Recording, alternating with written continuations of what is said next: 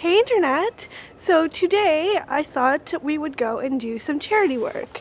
I recently tweeted and told you guys that I was doing a lot of cleanup for my wardrobe, doing spring cleaning, but really spring cleaning happens every few years for me because I'm a little disorganized and I've been away from home a lot at college and everything. So we are going to drive over to one of our favorite charities that we've been involved with for a long time. It's a historical house called Point Ellis, and you will see how incredibly beautiful it is. And I'm going to be sorting out a lot of clothes and pricing them for an upcoming kind of garage sale that they are doing. So let me just show you the extent of what I've gotten rid of, because it really is crazy. I have a lot of clothes, and a lot of clothes kind of were hanging around that I should have gotten rid of a long time ago because they were things from when I was a stick-thin teen. So let's just go over to the car. Sorry about the lighting out here. It's kind of early in the morning and the sun is hard to film with. Alright, so you can see that I am literally not kidding. Look at this, you guys. I haven't counted the bags. 1, 2, 3, 4, 5, 6. I think there's about 8 big bags of clothing, and there's the rest of it on the back seat because I just couldn't fit everything in the trunk. So yeah, I'm gonna close this up and we are gonna head off, and I will see you guys over there. So you can see it's kind of in an industrial neighborhood that's been built up around it, but it's been here forever. It predates pretty much everything in Victoria. You can see the sign right there, Point Ellis. Okay. And then I was just trying to slow down so you can see this is the entrance, the old entrance, but we're gonna park at the back. Go ahead, Mom, you can drive on. It's fine. Yeah, I mean, it still has some really nice grounds, but they used to be so much more extensive. They used to cover the whole neighborhood pretty much. You can see our neighbor is a gravel pit. We love them. Not. And we're close today because I'm a volunteer. You guys are gonna come with me. Isn't that sneaky? So sneaky. Alright, I'll see you guys in a bit. It's such a pretty day today as well. Okay, so I've been dismissed for a little while. This is the store where my mom is doing some work right now. She's taking down all the Christmas decorations. So I thought that we would go around the grounds first and I can show you it. Unfortunately, because it's Monday, there's lots of work going on outside at the gravel pit and everything, so it's a little bit noisy, but still, it's sunny, so how can I complain? Alright, so enough of my face. Now I'm gonna switch the camera around and show you the pretty house. It's just been repainted. We had the 150th year anniversary recently, and I've been around here so many times. I think hopefully I can show you some interesting little facts and items and that kind of thing, but you can see from this sign, this was a family home, and the family that lived here were called the O'Reillys in the late 1800s. And what makes this property so special partly is the fact that it's still 100% furnished with all of the original items. So everything in it is as it was when they lived there, to the last teacup. So when I show you inside, you'll kind of see what I mean by that. In historical properties, that's actually exceedingly rare. There are a few other sort of Victorian properties around Victoria, but this is the only one that is still fully furnished as it was. So just to tell you a little bit about the O'Reilly family, the father was a magistrate or a judge back then, and that was really a position of high power. They were quite a wealthy family, so although the house doesn't look all that fancy, it was quite fancy by the standards of that time. You can see it's right on the water, and it's gotten really built up now, but back then it would have been a lot quieter and on really, really large, extensive grounds. But this is just what is left, and I just want to show you, it's actually super cute. There's a little boat that will bring tourists like all the way here, and then they'll get off there and come here and then see that sign. So although some people arrive by the road like we did, a lot of them will take the little ferry across. You can see another view of the house with the pretty porch. So yeah, and then this general kind of grassy area is where we held the 150th anniversary, and you guys would not believe it. Like I just stepped on something. I face painted about 50 children's faces for that event. It was just crazy. So many people were here, and it was just an amazing, wonderful day. And there was a massive, really impressive cake and speeches, and people were all dressed up, and it was just so much fun. I've been coming here for years and years and years, even before we were involved with it as a charity. My friends and I used to come here and have tea parties when I was a kid, and like right over there we used to play croquet. Right now it's the winter season, so Point Ellis is actually closed. This is a fully 100% exclusive tour, and so there's usually like a croquet set and a tent and wicker chairs, and it just looks so like civilized and pretty, and it's so much fun. They serve really great food here. I'm basically here because those 8 bags of clothing like need to be priced, and there's some really nice designer things in there that don't fit me anymore, and I want to make sure that they go for lots of money so that it can benefit Point Ellis, because it's basically like it has to be self-sufficient. It's not really funded. It doesn't have an endowment like lots of places do in the US. So it has to organize its own events and kind of do its own fundraising to be able to survive, basically as a part of local history. So, yes. Point Ellis is officially closed for the season right now. So this is an authorized tour, I guess. Like I just got permission. It's like everyone on the committee is just like the loveliest people, and they give a lot of time to this place. Because it does need a lot of work, like I told you guys. I feel so sneaky right now, even though I know like I don't need to be, because this is 100% legit.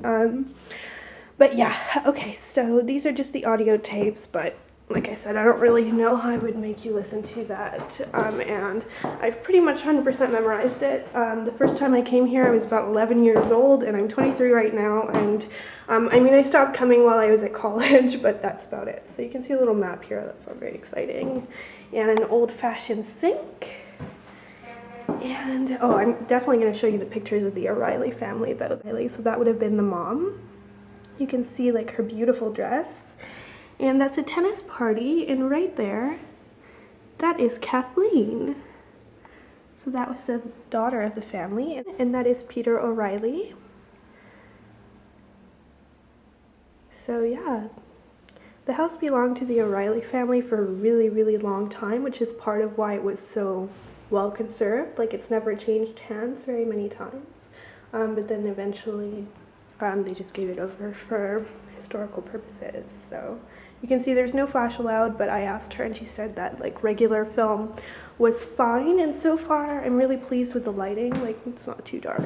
So this is the old kitchen where all of the servants would have done the cooking, and I think like when I go around here or any old houses, it always strikes me like I feel really tall and large, like compared to the doorway. You can see it's lower than it is today, and I am 5'4", so it's crazy that like I feel like kind of substantial person in these small kind of areas, but there would have been like many servants working here and a lot of goings on. You can see all of the kitchen equipment that is still around, and that's all the original wallpaper, which, you know, obviously looks aged, but it's incredible. I mean, everything in here is just so old that it's just still around. Every single little bit and piece, I mean, I feel like I'm repeating myself, but every little thing, like even the carpet thing here and everything to the last fork in this house is as it was and part of the original like family property. They really did use it and it belonged to them, which I just think is so incredible. Or with the bells, apparently the servants who lived here would get accustomed to like the sound of each bell, and so they would know like it's for different room, and they would know what family member that was from and where to go. So if someone wanted like hot water or tea or help getting dressed, because of course no one got dressed on their own back then that's what they would do. They would ring and then people would come running. Incredible china here. I'm not really sure what purpose this room had. It's not actually part of the tour. I think it's just where we've put like an excess of china. Look how dainty the cups are. They're nothing like today's cappuccino cups, hey you guys? Like, they're so dainty and ladylike. Sometimes I feel like it would have been so much fun to be alive back then and like be a lady in a fancy dress, but the reality of it is that very few people lived like this and had like, you know, we're fortunate enough to have a house like this. But still, like, I just think it's so much fun. Like, I'm quite a whimsical girly girl, so I like to go around here and imagine that I would have been dressed in a flouncy dress with lots of bows and admirers and proposals and fancy parties. I would have loved to be a debutante as well. I think that'd be so much fun. So this is actually a boy's room. I believe it was a son's room, even though it has fancy rose print wallpaper. Isn't that fun? It actually reminds me a lot of the wallpaper my mom has in her bathroom. And apparently in Victorian times, they really had a thing for stags. So you can see this is a little creepy. Like, I remember, like, in the tour, from the point of view of the servant, they say that he's like really creeped out by all of the dead things and antlers, but it would have just been in fashion, like, to have that back then and sort of a status symbol.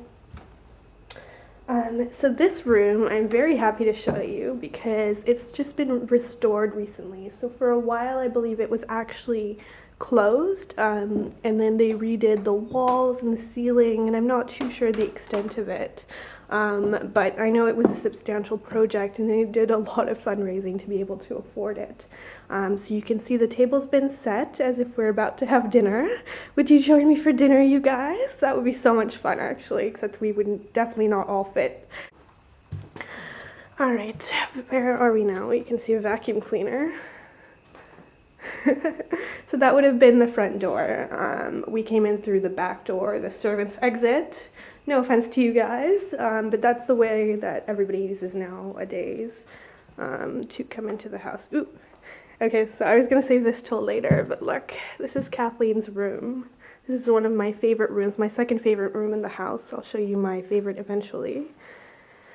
And it's not too bright in here, but hopefully you guys can see all of her things. Isn't it pretty? I remember the tourist saying that the wallpaper and decoration for this room was like the height of fashion back then, and this was like meant to be a really luxurious bedroom. And you can see her dress. Look how tiny she was, you guys.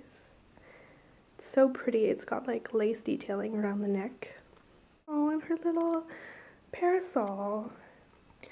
Ladies back then, as is, you know, getting to be the fashion now again, I feel like tanning is going out, wanted to be very pale and not to catch sun in their faces at all. So then this is Mrs. O'Reilly's room. So this is the mom's room. I really like the decor of this room actually, and the gold wallpaper I remember was meant to be like prohibitively expensive. With all the gold detailing. Isn't it incredible how well preserved it is?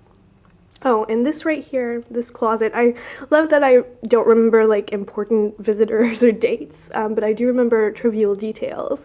So this is actually a warming closet, so you can see the fireplace here, and then servants would put, I believe, linens in here so that they would be warm. And again, you know, this was meant to be very like luxurious thing to have, to be able to have like warmth like this from a fireplace. And then I know they have like a bed warmer somewhere that I've seen that used to be displayed, so that when, you know, she would go to sleep at night after being undressed by her servant, she would be all nice and warm and toasty in her bed. But look at even this chaise lounge, like how tiny that is. If I laid down in that, like my legs would hang over. It's just so funny. Everything is just so incredibly dainty and pretty. So this is just kind of a little main area. And then this is Mr. O'Reilly's room. You can see his fancy bed.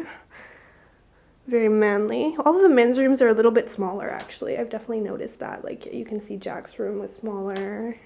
And there are his boots and his top hats. I really like top hats. I kind of want one, you guys. Is that weird? And he has a fireplace to keep him warm, and I'm not 100% sure whether that's a portrait of him or not. I've never really been told, but I would assume that it is. Incredibly ornate. Just the detail on that is incredible. I love old furniture. A lot of the furniture my family owns are pretty old antiques. Not as old as this, but still pretty old.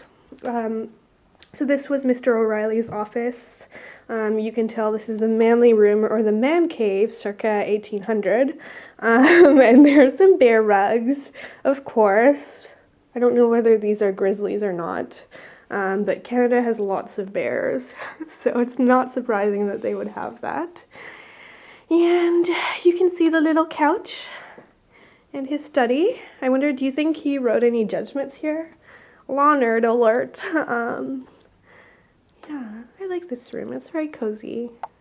Little lace thrown in there for good measure, and again, gold wallpaper.